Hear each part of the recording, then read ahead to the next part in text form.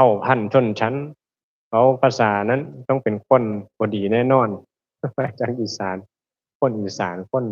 กินข้าวเหนียวจำปาแดะวะกิเดียดเหม็นเหรอวะผมจะครบบอกว่าเป็นเจ้าคนเหลือ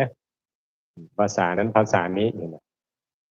มันละแต่มันละเกี่ยวหยังกับภาษาเนาะคนเกิดมาในชุมชนนั้นภาษานั้นมันบอกก็ใช้ชื่อสารกันซื้อภาษามันบ่ได้ผิดแค่เอามาเว้าเรียกสิ่งปรากฏเรียกสิ่งสมมติตั้งขึ้นมาว่าอันนี้มันซื้อหยังสมมติมันเป็นหยังเอาภาษายัดเยียดเข้าไปเลยมันต่างกันภาษาต่างกัน